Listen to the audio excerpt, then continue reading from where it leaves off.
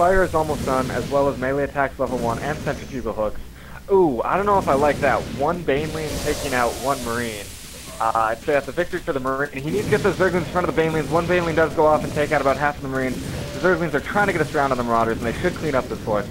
But I really would have liked to see the Zerglings going before the Banelings, because you really have to protect those Banelings. They're very fragile. Definitely, and we do see Cabolish now engaging the main force at the front of Vaticonian's base.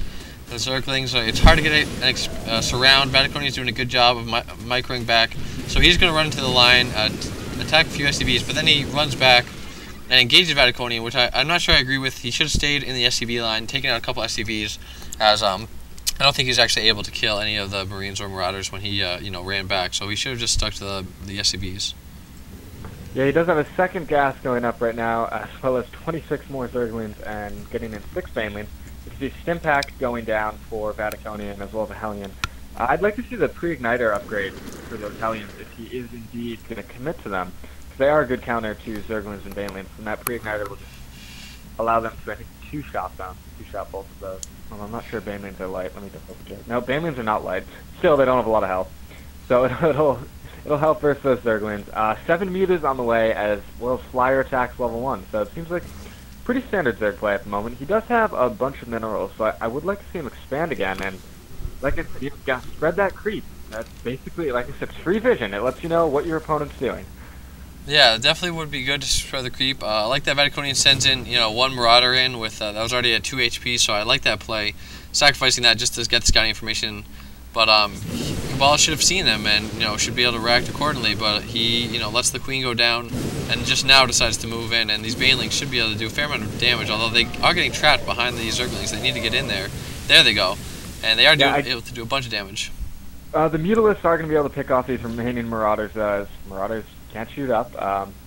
That would be, I know there's a lot of argument about the Marauder, whether or not it's balanced or not. But I can say this definitively. If a Marauder could shoot the air, then it would be overpowered. Oh, definitely.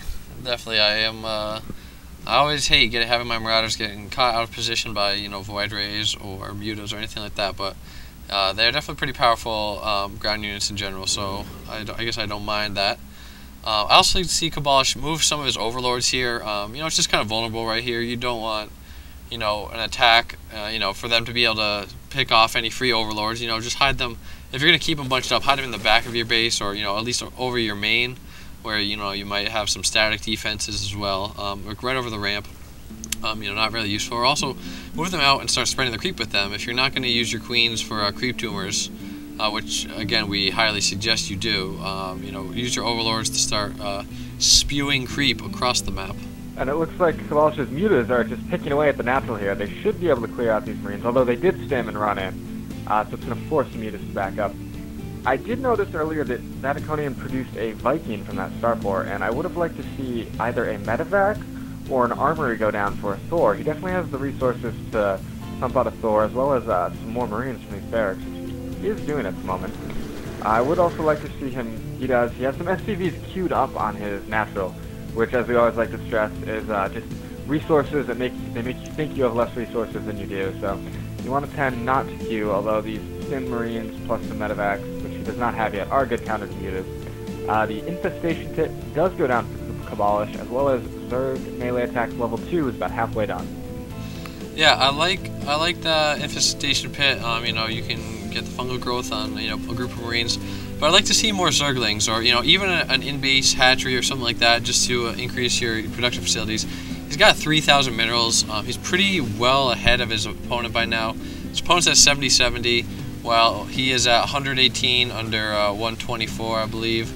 And he's got 3,200 minerals. So he really, I'd really like to see just mass Zerglings, add to the army, get out a few mutas with any remaining gas that he has, and really move out, because he has a pretty significant advantage. He stopped the natural from mining for Vaticonian. He should move out at this point, but it looks like Vaticonian is sending a force down here, and his 2 Hellions taking out the hatchery here. So hopefully he's going to be able to move in with the mutas and take that out.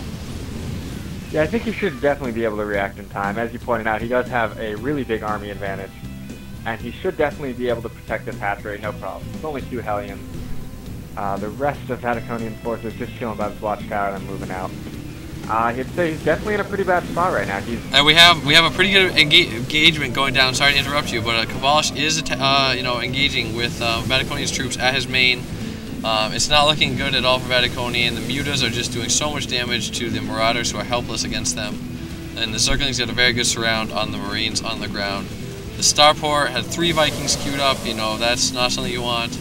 And all these mutas are going to be able to, pretty much finish up the base here.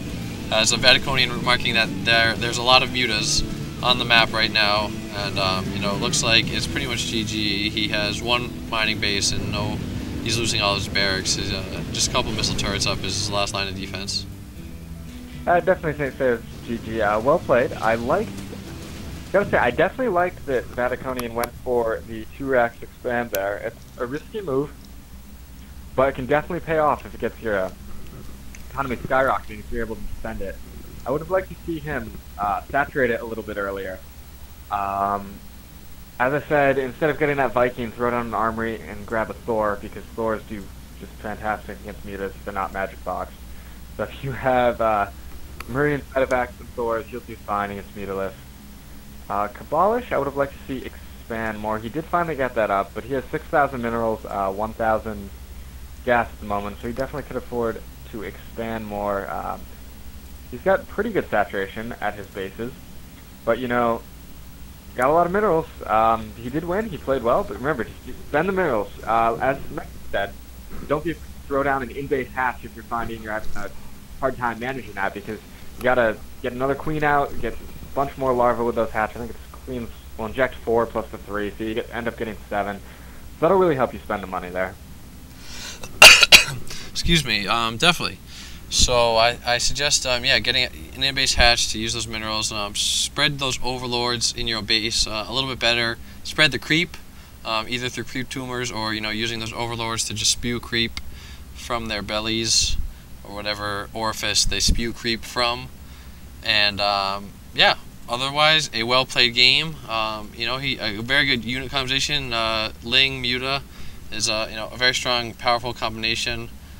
He played good, played well. I like that he was taking this last expansion as he was moving out. Always a good idea to take an expansion as you're pushing out across the map, because it's the least likely that you'll be attacked. And yeah, he played a good game. Thanks for sending us the replay, and hope you guys are enjoying the better and improved audio quality. And we'll see you guys next time. Take care.